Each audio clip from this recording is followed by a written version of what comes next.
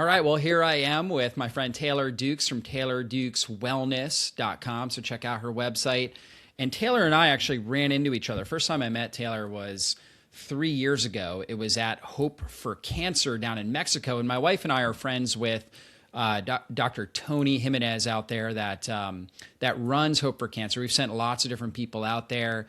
And we go out there for wellness and for just kind of vacation purposes. You know, we got 4 young kids, and so it's nice to be able to go for a long weekend and enjoy the beach and also get some natural wellness therapies. But when we were there at the resort, I ran into Taylor Dukes, and that was my first introduction to her. And she was there because she was getting brain cancer treatment. And Taylor, I want to know all about your story and just kind of everything that led up to it. But of course, you know, that interaction, I mean, it was really memorable because you just have this amazing personality, right? And, you know, God's really blessed you with this incredible personality, and you really made an impact on my wife and I. And, you know, we've stayed in touch ever since then. And it's been great to see how you've obviously grown with everything you're doing in natural health and natural health world as well. And so it's Yes. been just Well, a that great was such a connection. God wink. That was such a God wink of a little encounter because you were one of the first articles that I had stumbled upon when I was diagnosed with a brain tumor. And I didn't know, I'm medical, so I'm a nurse practitioner. So, you don't do like a neurosurgery course. You do very brief, high level overview, different parts of the brain. And I remember like being like, wait, so where is this? What would it affect? What kind of glioma? And your article was one of the first that I stumbled upon. And that's what I was able to share with you guys. I was like, you'll never believe this. And that's sweet and kind of you to say that I had a good personality because I was like maybe 10 to 12 days post brain surgery. And I look back and I was like, whew, man, I guess I was kind of myself. The whole thing's been miraculous. Everyone's like, you're still the same Taylor, even though I'm missing a huge chunk of my brain. Mm. But yeah, I'm happy to share kind of just high level overview. And I know we'll probably get into more. But I was actually in the healthcare world. Most people, I always say you're either sick or you're smart when you get into this. You're smart, you're ahead of the curve, you're blazing the trail in health and wellness, or you're sick and you have a story. And my story is I was sick. So I went to TCU in Fort Worth for nursing school, and I had the opportunity to do some medical missions abroad. And I was kind of an adrenaline junkie. I just wanted to be a trauma ICU nurse, emergency medicine.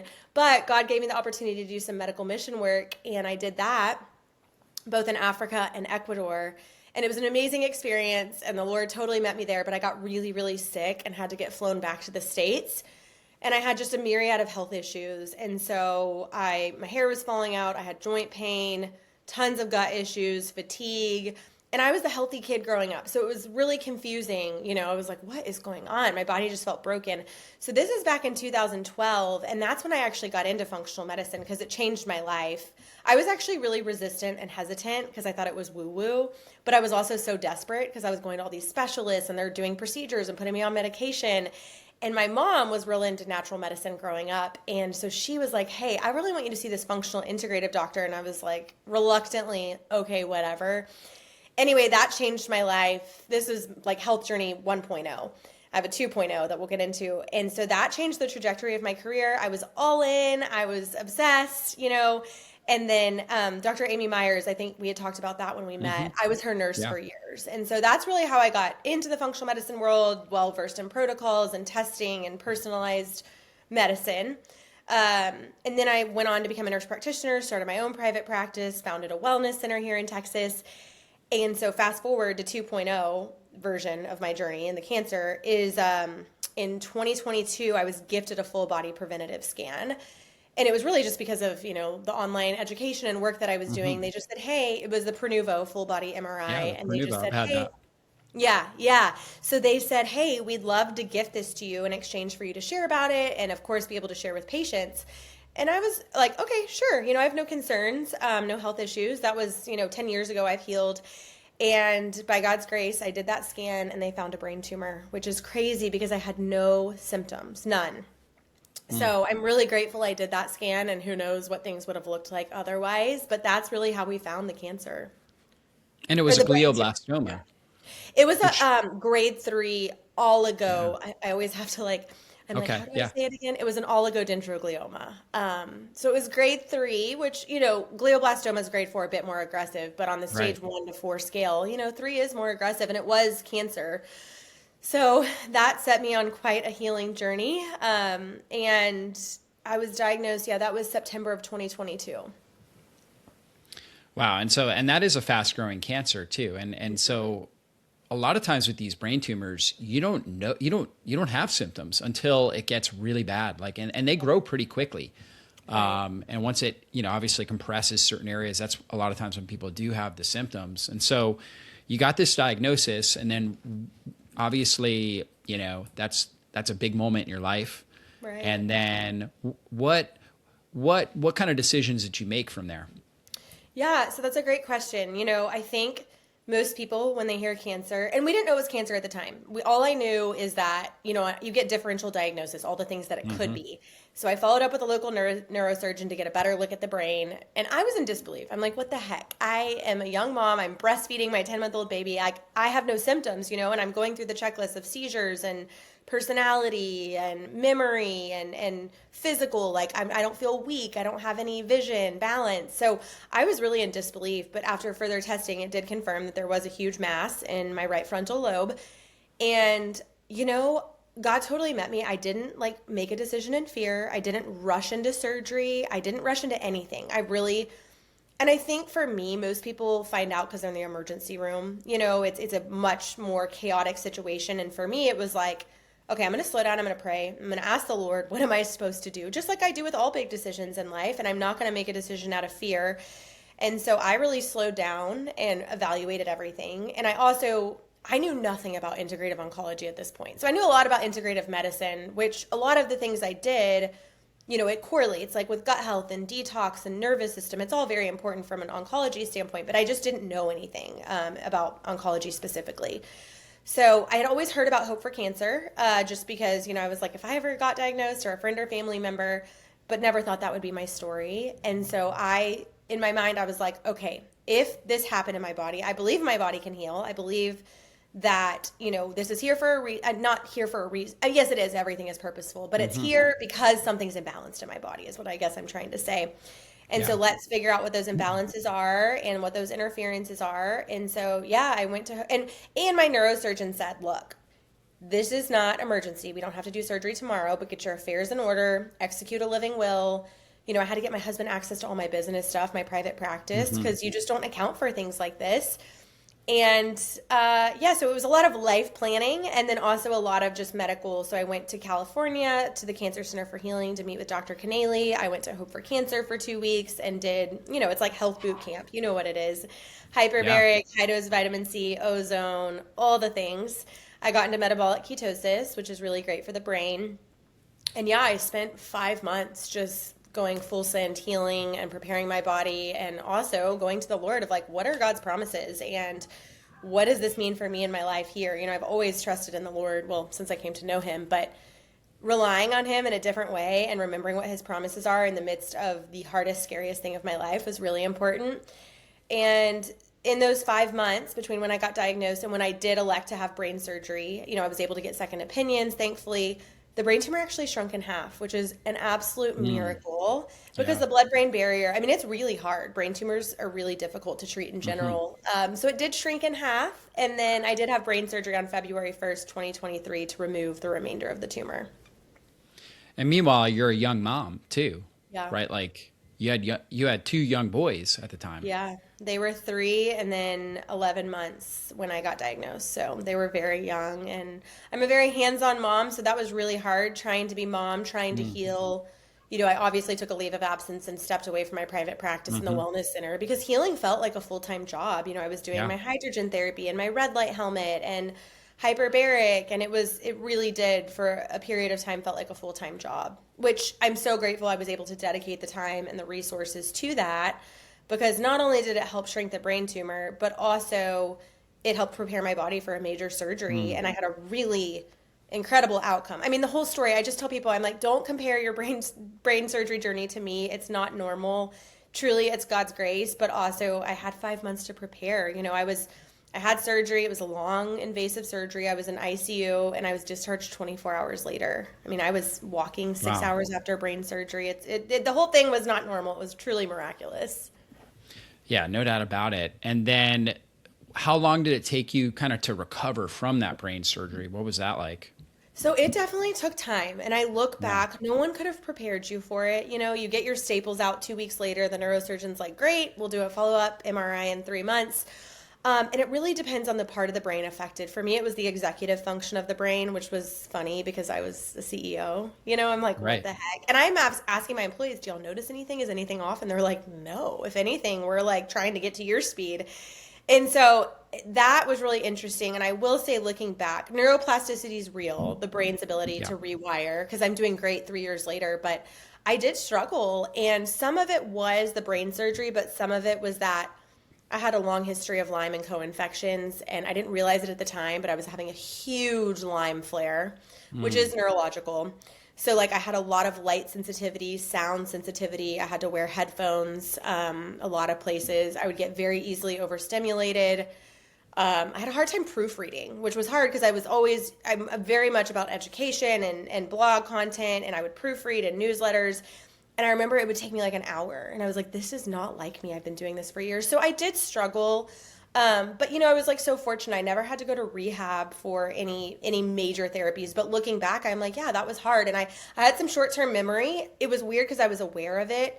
It'd be like I added something to my Amazon cart, but I never hit checkout. And then a week later, I'm like, where's the paper towels? And yes, I buy paper towels on Amazon sometimes. But that was like, oh, I thought I ordered that, or I thought I booked that plane Mm. ticket. So there definitely was some things, but I think I was also, I still had businesses and I was mom and things like that. So I have to give myself grace. But I blamed a lot of my overstimulation and insomnia. I'd never had insomnia in my life on brain surgery. But the reality is, when I started doing a personalized Lyme protocol with some Cowden supplements and Mm. some infusions, that got better in like 6 weeks. And so I think I realized, oh, some of this was brain surgery related, but some of it just, when you cut into the brain, the central nervous system, you're just triggering a huge Lyme flare. So thankfully, I was able to focus on that, and I got a lot better.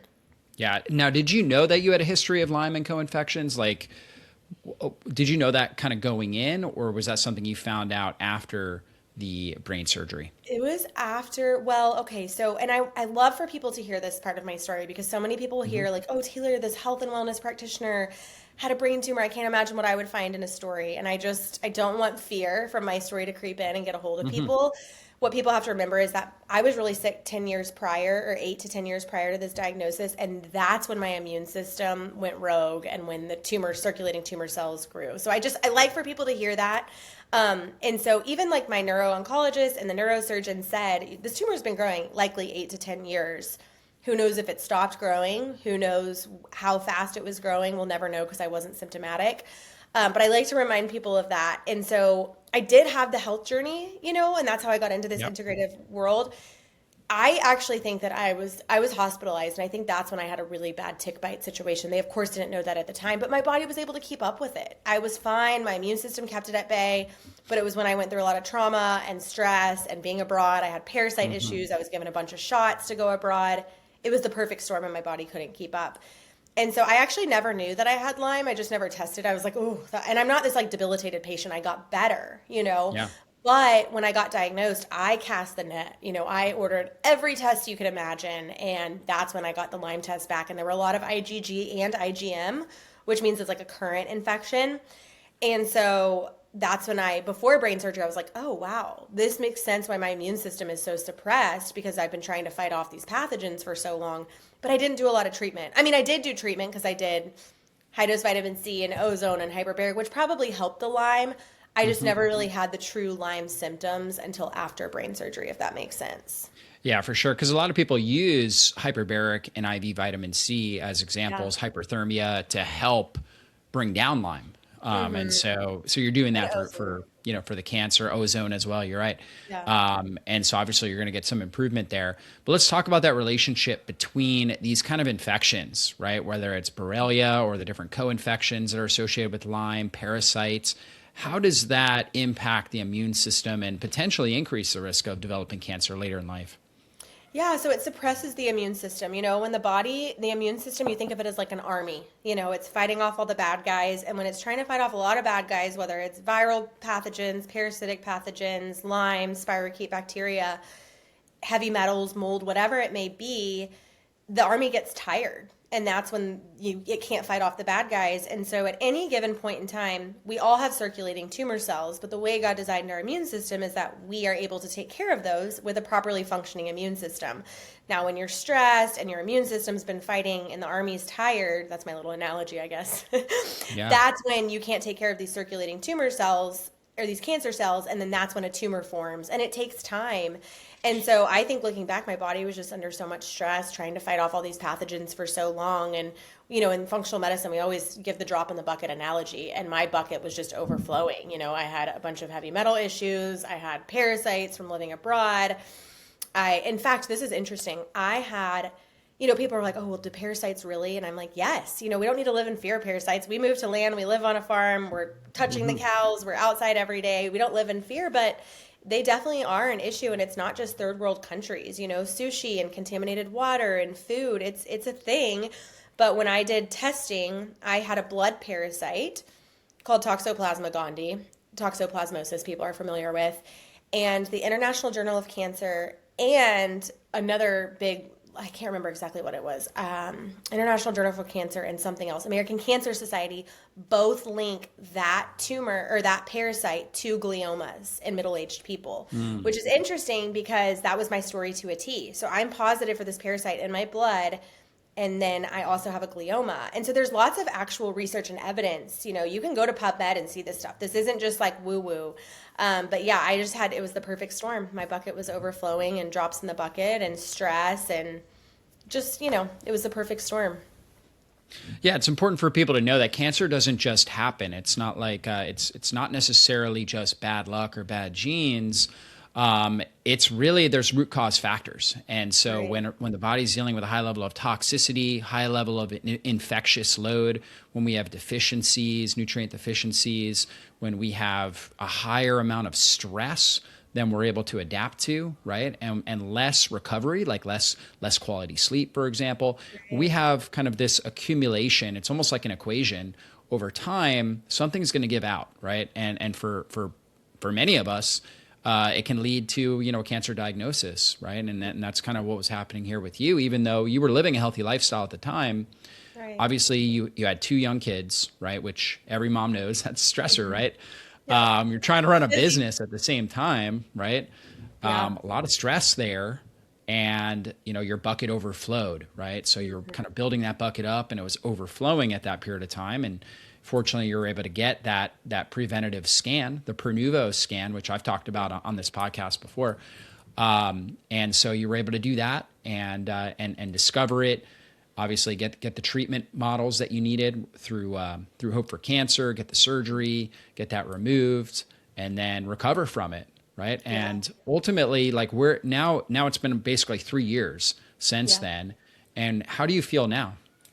I feel great. I feel amazing. It's been definitely a journey. And then also you guys were really encouraging to me, and I know you've shared this journey, but, when I got diagnosed, it was like, wow, I am healthy. How much healthier could I be? And of course I kicked things into high gear doing metabolic ketosis and all the things. And I'm still very much on a healing protocol, but it's less intense.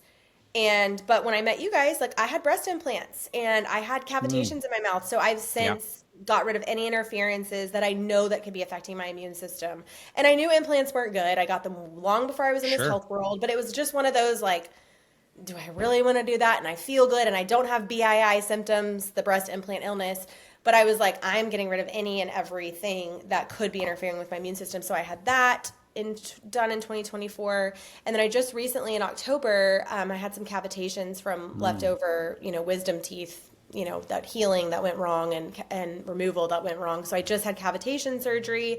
So it's been a journey. I'm like 2026 is my year of no surgeries. But I'm grateful to be on the other side. God's taught me a lot through it. It's really humbling. I've met a lot of people on this journey that haven't made it. And that's been really hard. But I think just perspective and mindset and believing my body can heal, that's so important. I've always been a positive person, just naturally I'm a glass half full, but really believing that my body can heal. And even when doctors or scans said otherwise, I just was like, thank you for that information. But my God is bigger. You are not my God. And this diagnosis does not define me, and it is not my identity. And so I've learned a lot about my identity through the Lord, and believing that he can heal left side of heaven. Like we do live in a fallen and broken world. So I've learned a lot through that. Physically, I'm feeling good, obviously cancer free. And as far as protocols go, I'm still super healthy, and I've been doing some Lyme specific treatment, some herbs, nutrimetics from Dr. Cowden. That's really helped me. I've gotten on low dose naltrexone. I've done some peptides.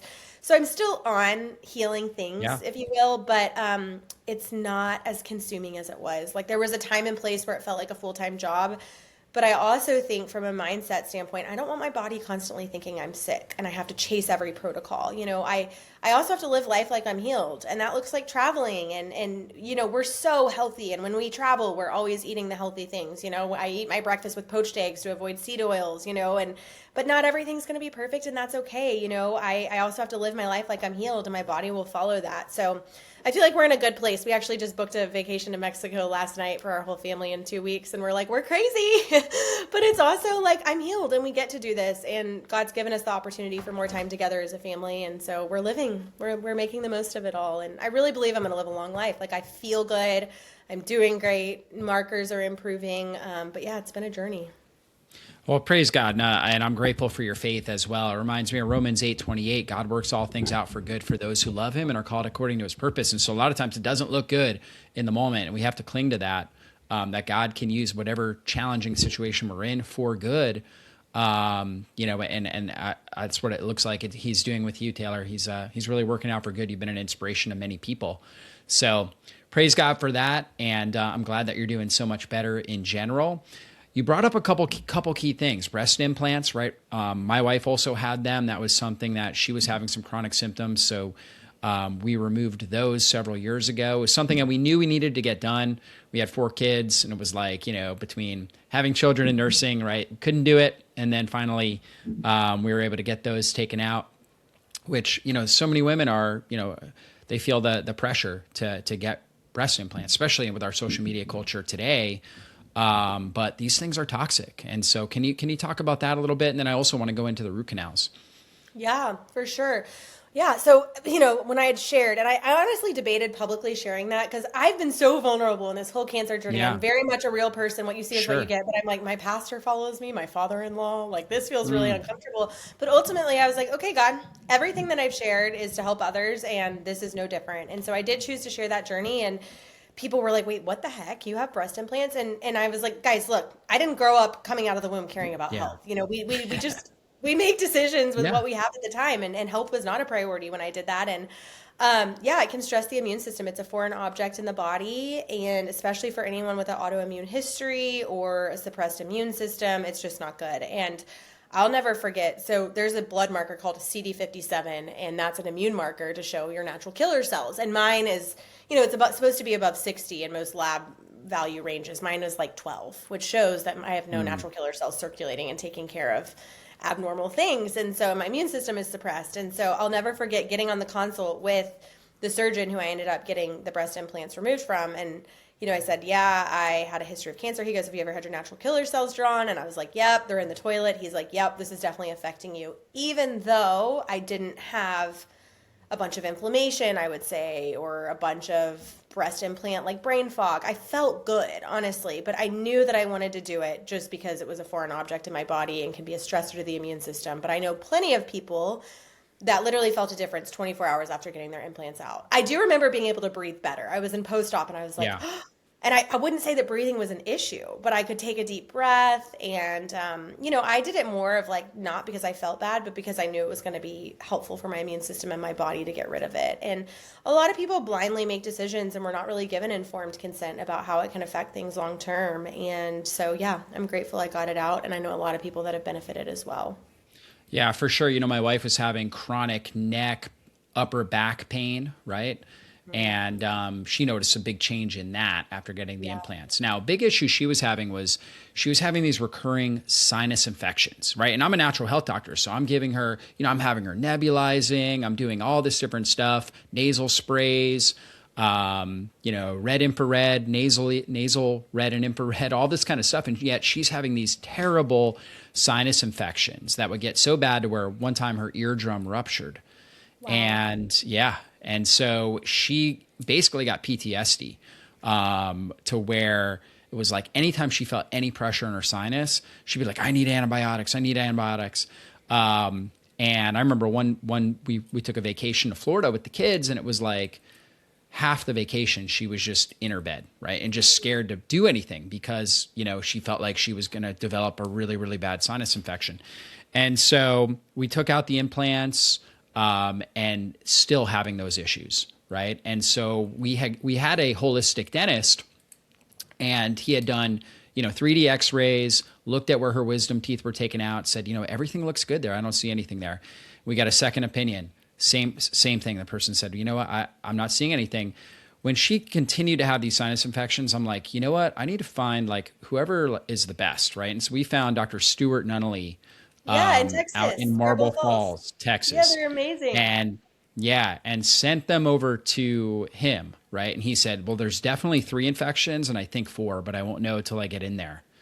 And so we made we decided, okay, we've got to figure this out. So we flew out there, and he went in, did the surgery, basically took out. And that's the thing about these root canals or wisdom teeth taken out, is that they're not taking them out properly. And there's a little bit of dental ligament left in there, and it's like a breeding ground for bacteria, and they're releasing endotoxins into the system, draining the immune system.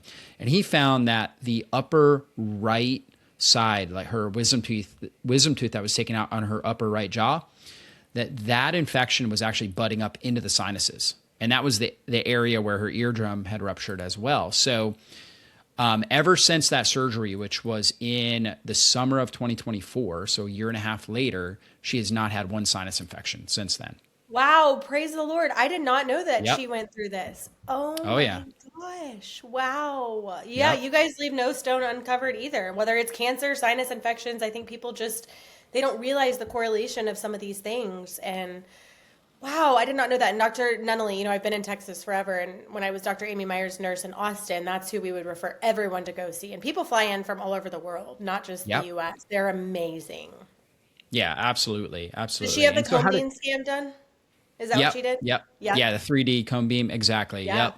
But the thing about it was, we have biological, we have holistic dentists out here. Not everybody is trained on how to read these 3D x-rays specifically for the hidden cavitations. Yes. These hidden infections. I found that to be true as well. And I even had a biological dentist here. And I was a patient at Dr. Nunnally's when I was way back in the day, and I didn't have any issues. I just didn't have dental insurance. So I was like, if I'm going to pay cash, I'm going to go to someone that's not using fluoride and is going to take a better approach. But I got to be honest, I never thought dental was my issue. And I didn't know as much about cavitations. I knew more about root canals and amalgams, because that's every patient I would work with. There's a huge dental section. Root canal cancer connection is significant. But I just kind of was like, okay, I did have my little built-in retainer taken out because it can affect the meridians, but I just never really thought, I was going to my biological dentist when I was diagnosed. And do you know Dr. Pompa? Yeah. Okay, I'm friends with his daughter-in-law, and she was like, Taylor, your story reminds me so much of my Lyme journey. Have you looked at cavitations? And I was like, I really haven't. I just kind of thought mouth was not my thing, and I was blessed in that regard. And she was like, you really need to advocate for a cone beam scan and then have a consult I had a consult with Dr. Scott Chandler in Utah in Park City. That's another great option for people. And he was like, 3 out of 4. And so I just had that done in October, and I'm so grateful. And we actually sent blood samples from the cavitations to pathology. It was like an add-on for Lyme and spirochetes, and it was off the charts. I mean, they said it was one of the worst they've ever seen. And I'm like, well, that's great. I'm glad I got it taken care of. So anyway, I'm really grateful that we, the mouth is so big and people don't realize, even with SIBO and gut issues, with bad gut bacteria in the mouth and sinuses and cancer and immune system dysfunction. So not that people need to live in fear, but you do have to advocate. And I think, especially me as a mom with my children, I'm like, okay, now I know I'm informed and equipped to advocate for them. There are times and places for wisdom teeth to be removed, but you want to have it done properly. Yeah. I mean, it just goes back to, you have to keep pulling back the layers. If you're not getting the results that you want when it comes to your health, you have to keep pulling back the layers. We love to spend time. I mean, on this podcast, Functional Nutrition Podcast, I try to spend as much time on the low hanging fruit, right? Yeah. Changing your diet, your lifestyle, which we want to talk about here too.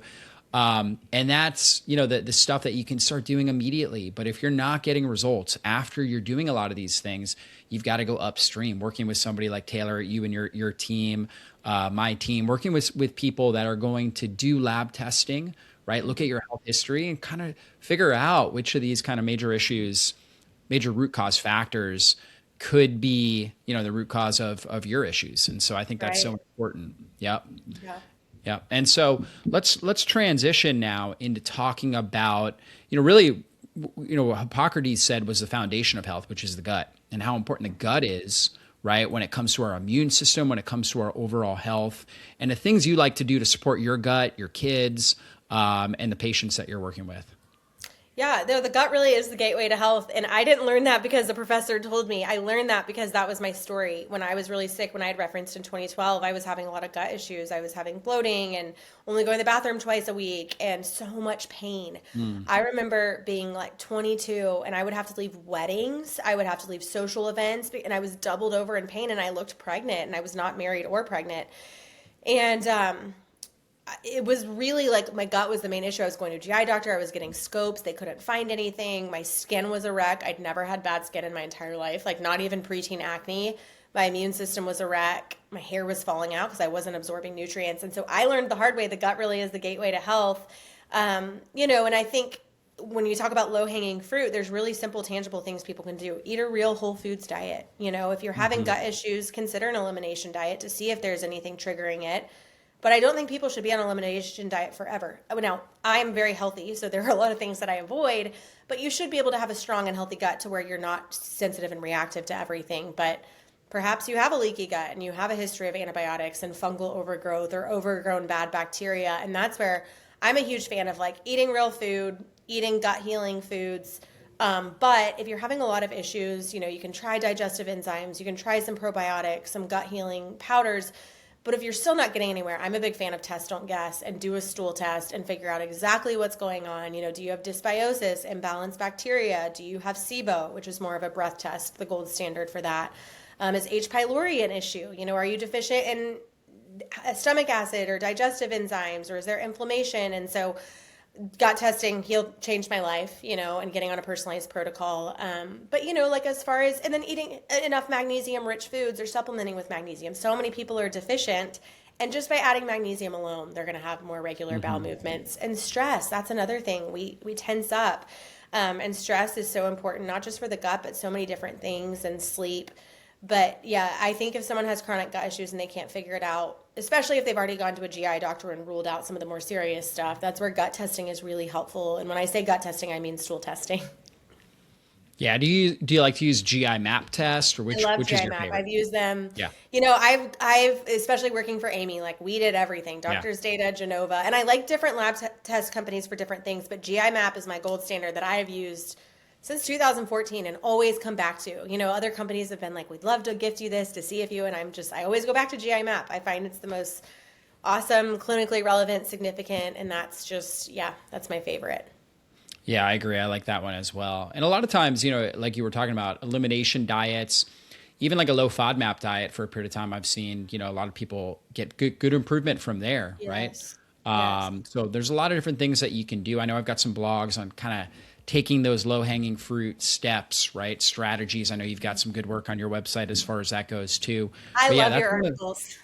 Oh, thank you. Yeah, thank you. Appreciate that. But it is, that's one of the keys. and one thing that people need to be reminded of, gut healing can take a long time. So don't do like a Whole30. I mean, a lot of people have gut, improve eating a paleo diet or low FODMAP for SIBO type stuff. But I think people think it's automatic quick fix, and the gut can take a long time. And I admittedly, it probably took a year to heal my gut, to stop reacting to everything and for my skin to improve. And so I would just say be patient in the process and just know it can heal, but you do need to be patient and be committed. And there are times and places for nutritional and healing protocols, even if it feels restrictive, like you can heal and it's worth it. Just stay the course.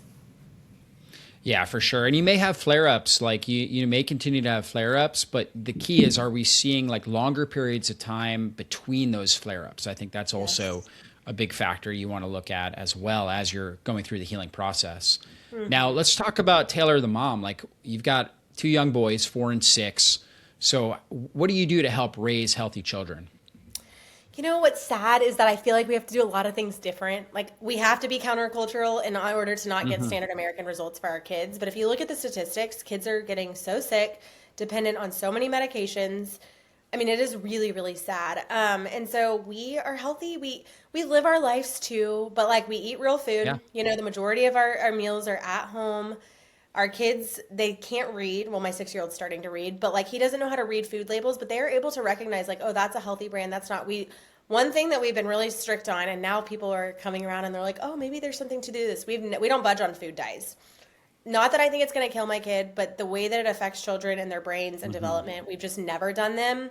Like we never budge, mainly because of confusion. Like we don't want to be like, oh, we're here at the birthday party, you can have it here, but you can't have it at your grandparents' house. And so that's just, and our kids are great. Like my 4-year-old, when he was 3 playing baseball, he'd be like, oh, that's Gatorade. No, thank you. I don't do food dyes. You know, I'm like, oh gosh, you can like receive it and we can give it to someone maybe. But we've started them at a young age, and it's less about restriction. It's more about educating them and empowering them. If you want to be strong and healthy, this is why we eat this way. And before sweets or whatever, we do have protein because that's good for us and it makes us feel good. And they're really into sports. So they love feeling strong. And, I have a product line and we've developed, electrolytes that are made with real food ingredients and only colored with, you can't color everything, but like our strawberry Hmm. lemonade is with organic freeze dried strawberry powder. And so that's pink and red and they love that. And that's kind of their pregame ritual. And, we have had to instill in our kids, like we are the Dukes family and we are going to do things different.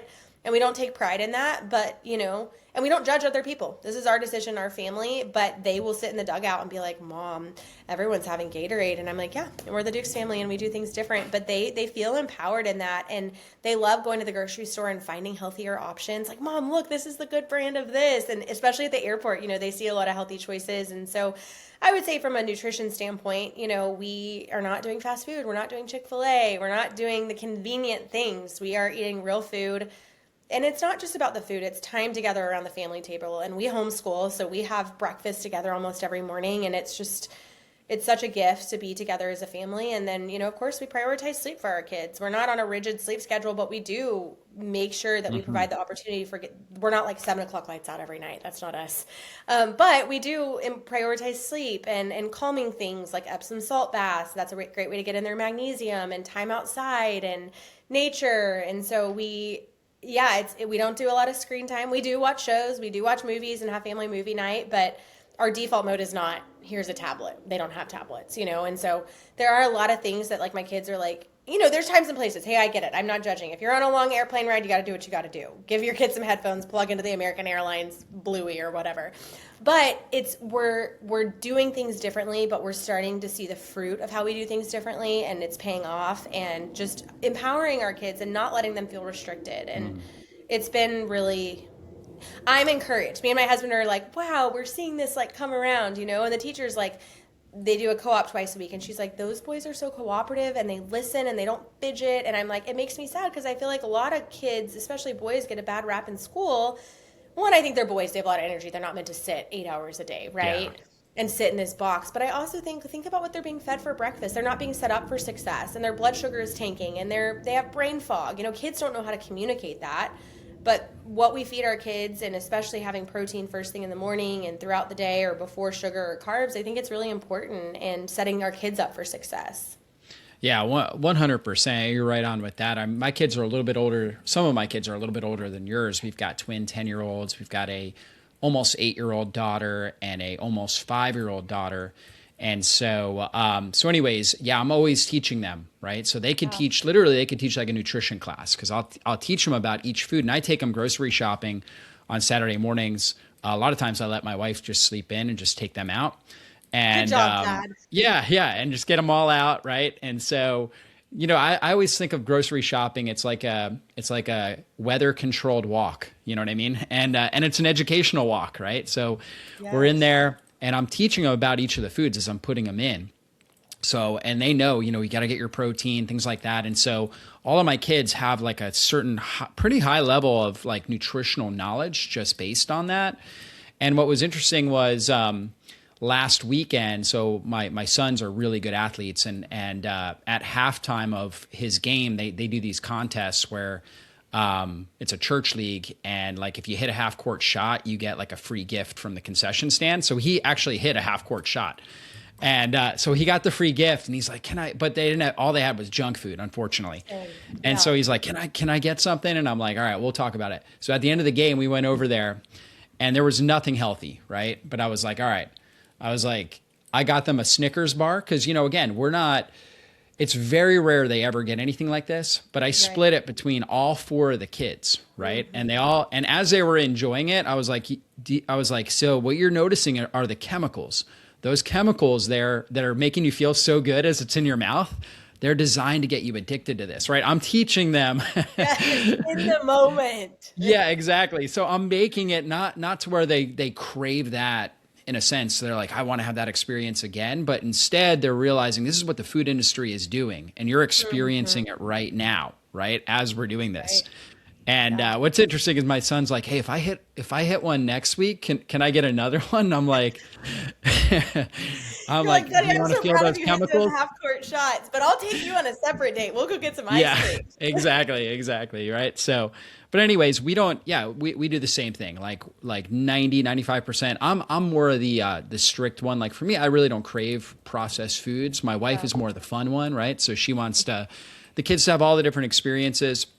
But, 90-95% of their diet is real foods. And then we make some room for, some of the other stuff. We try to get the healthier alternatives, right? And things like that, like the healthier types of candy for parties, if we do a piñata party or something like that.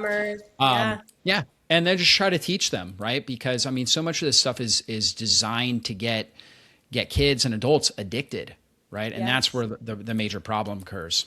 And you don't want your kids to be sheltered where they go to a friend's house and it's like, oh my gosh, little Johnny got sick because he just went ham on the candy jar, and that's what I try to tell people. Our kids, we do family homemade pizza nights, or if we're not buying, we'll just do a simple meals, or not a simple meals, what's it called? Capellas.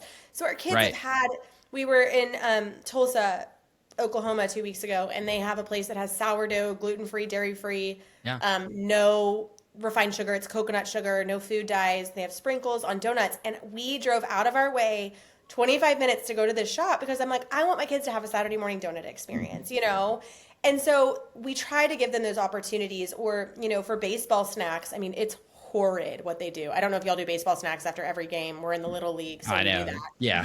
And it's Capri Sun, Oreos, Gushers. I'm like, oh man, I did this growing up, and did we all turn out fine?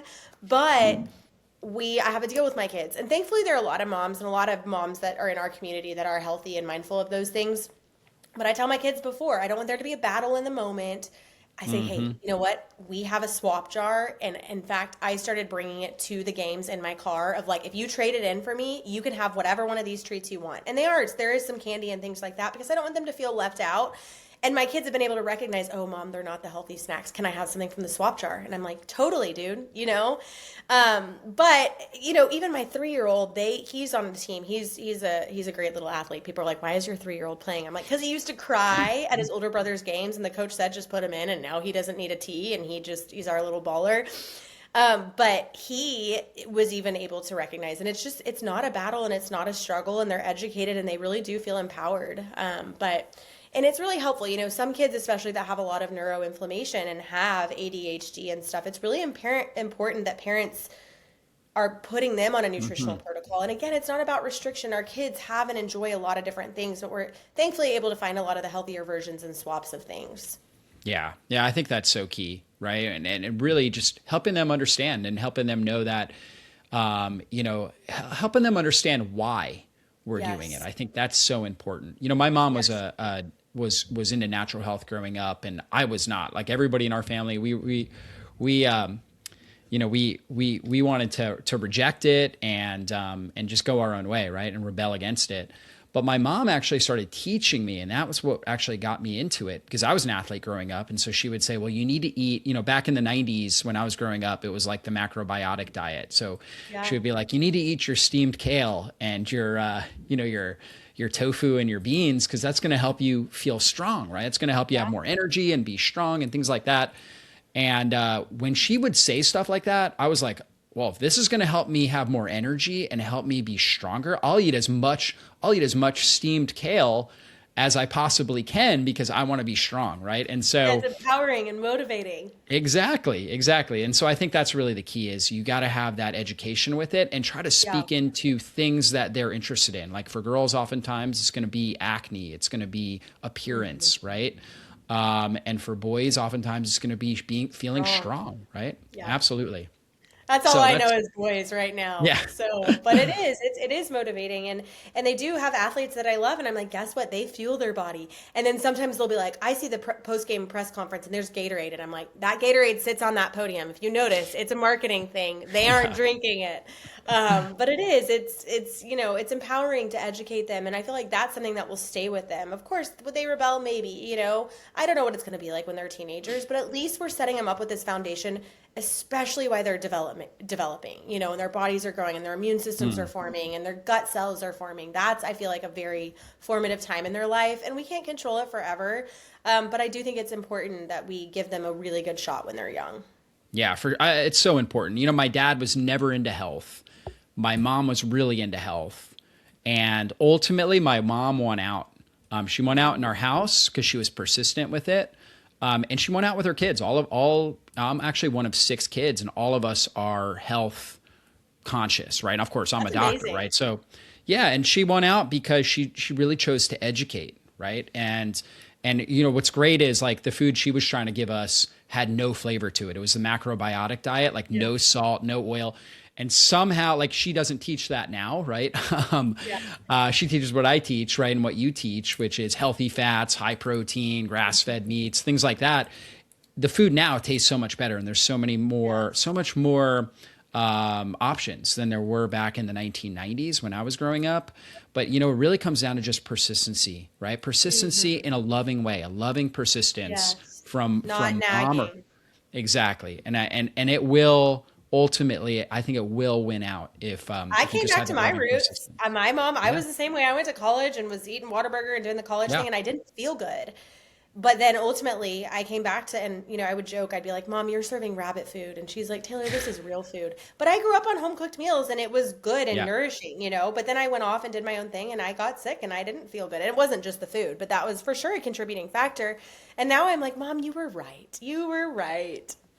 So we go back to our roots. Absolutely. And final thing, what kind of supplements do you recommend? Like, what do you use with your kids? I know you've got some that you've personally made that people can find on TaylorDukesWellness.com. So what are some of your favorite supplements to use with your children as well? We keep it simple. My kids don't have a lot of health issues. My son did have some eczema, and so we did more targeted gut supplements. We did some gut healing powders with aloe and marshmallow extract and zinc carnosine and some immunoglobulins. So that was specific to, and it was really dairy that was causing his eczema, and so we did some gut healing for that. But we honestly are hydrated. We do electrolytes. It's like their fun travel drinks, or if they want juice, or playing sports. I made those organic fruit-based electrolytes with no natural flavors, no sugar. You can make popsicles with those too. Yes! Oh my kids gosh, love we those. do that. And it's so fun. And they feel like they're having a little summer treat. We do the same thing, and it's so easy. But I would say, Quinton. Have you heard of Quinton? We do those minerals. Cod liver oil, which covers vitamin A, vitamin D. Of course, during like sick and flu season, we'll up things a little bit more if we're traveling. But we do keep it pretty simple. Omegas for their developing brain. The cod liver is really great. That's really important. But my boys are really healthy, and so we really don't do 10 million supplements, but like during cold and flu season, I will say we up things a little bit. And then you should see my natural medicine cabinet. If they come down with something, these kids are resilient, but we do try to shorten the severity and duration of symptoms. And so we'll do, more immune supportive things and herbs and detox baths. And we do Epsom salt baths. I would say 2 to 3 times a week. That's a great way for them to, one, Yeah, calm that's down, great. good for their nervous system, but two, to get magnesium, which is really important as they're active and it's calming. And so, yeah, we do that. And we do a little Yep. multivitamin, like a food-based multivitamin, but Sure. they're not on a 10-step routine. And really, they're getting a lot of their food from diets. My son wanted me to film a video last night to send to, we call it his aunt. She owns Branch Basics. I don't know if you know what that is. It's a non-toxic Hmm. cleaning company, Yeah. but she's one of my best friends and she got him hooked on Mm. sardines. So he was teaching her how to do a sardine tortilla sandwich with a seaweed wrap, and I'm like, food is medicine. And these kids, when they're eating healthy diets, they are getting good nutrients. Now, of course, our food is not as nutrient dense as it used to be. So that's where it is helpful to supplement. But yeah, and again, like with the eczema and the skin thing, we did do more targeted supplements and I did stool testing to figure out, is this fungal? Is this, what's going on? And so I feel like times and places for more targeted things based off of the kid. And then another thing, I don't know if y'all have gotten into this, but airway health is really important. Oh yeah. And so my son has a really high narrow palate. And so that is something that we're Mm. focusing on right now with a dentist and doing proper expansion just for Yeah. airway and oxygenation. And so, just setting them up for success in different ways like that. And then making sure they're getting sunshine and fresh air and getting their energy out. That is so important for children. And, I know it's not realistic and people are in really cold climates, but I'm like, just getting sunshine in your eyes is so important, and getting them away from a screen and giving them that childhood that they need. And so that we view that as health as well.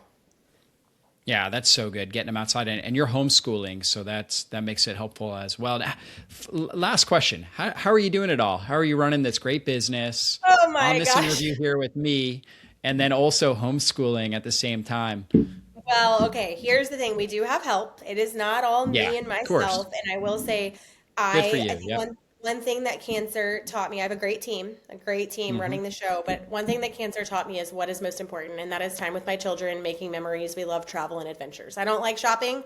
I spend all my money on health stuff and adventures. And so after cancer, it was like, how do we prioritize this more? And so they do go to a homeschool co-op twice a week. And then today they're in museum school. So on the days where I have meetings or podcast interviews, if it works on Thursday, great. If not, my husband and I just figure it out.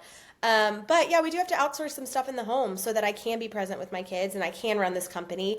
I joke with people I'm a wannabe stay-at-home mom, but God has this calling on my life right now. And honestly, I don't see, I closed down my private practice. We have a private online Hmm. community and I have practitioners where Hmm. people can do lab tests and things like that. But I don't see patients anymore. And I did walk away from the wellness center. So I had to make sacrifices in my career. And at first I was like, man, I worked so hard to become a nurse practitioner, become board certified. I could prescribe and diagnose, but I just had to surrender that. And that's where I got into making and formulating our own products and protein and electrolytes and honestly a lot of things that I love for my kids to have, like organic hot chocolate, organic lemonade in the summer, like Country Time and Swiss Miss, but clean. And so that's really, I get a lot more freedom to formulate those and do those. I'm less restricted to an hourly appointment schedule. And then my husband actually is the CEO now. And so he came on board and he is able to run a bunch of stuff and then ping me when needed. So I definitely don't do it all. I'm definitely not super mom. But I just try to be really present and prioritize what matters most. And it's, God's kind of orchestrated all the details of how that looks. And every work day is different. There's no structured work day. And don't get me wrong, some days I'm like, it would be easier to send my kids off to school. But I don't want easy. I want time with them. And even if that means sacrificing in other areas, I'm willing to do it. Well, you're doing a great job, Taylor. Doing Oh, you're so good. I kind. mean, my wife's like that too. Most homeschool moms, it's like one day they're like, homeschooling's the best. The next day they're like, okay, I'm getting my kids in school, right? I'm getting them out of What was here. I thinking? So yeah, exactly. So absolutely. Well, you're doing a great job. It's been a wonderful chance to just catch up and see what you're up to. And I just want to encourage you. You're doing an amazing job. You're an inspiration to so many. And so just continue on the journey that God has for you. And I know he's going to continue to bless your life and bless your family. And so any last words here of inspiration for our audience? Okay, I'm not gonna lie, we have to do that again. It cut out. It literally cut out for like Oh, yeah, yeah, maybe yeah. 30 seconds. I Oh, heard you sometimes say, that happens. oh my God, I'm so glad. In my mind, I was thinking, praise God, it happened at the end. I think you asked me a question, right? Or did we sign off? Yeah, I was just saying actually just any last words of inspiration you have for our audience here. Yeah, I think what I would say is, it's easy to hear a story like mine or listen to all these health podcasts and get really overwhelmed and feel like you have to buy a red light panel and get access to hyperbaric. And I would say some people make health unattainable, but like you said, the low hanging fruits, start somewhere, start with the basics. Don't pour your money into a bunch of gadgets and biohacking tools. Get the foundations in place because those are really the things that set the pace and tone for your life and your body. So, like practically speaking, get sleep. It's the free medicine stuff that people are like, oh, it's so hard. Just tell me what supplement to buy. But getting sleep, managing stress, getting sunshine, getting fresh air.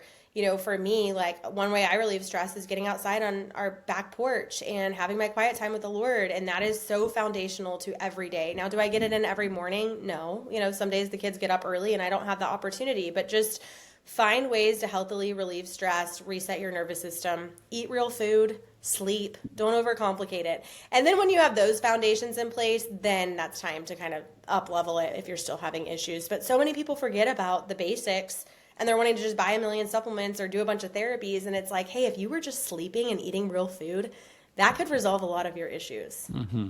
Yeah, no doubt. Well, this has been great, Taylor. Guys, check her out at taylordukeswellness.com. You can check out all her great supplements, and she's got a whole bunch of great free resources as well that you can check out as well. Taylor Dukes Wellness. Taylor, thanks so much again for your time, and you and your family be blessed. You're awesome. Thank you so much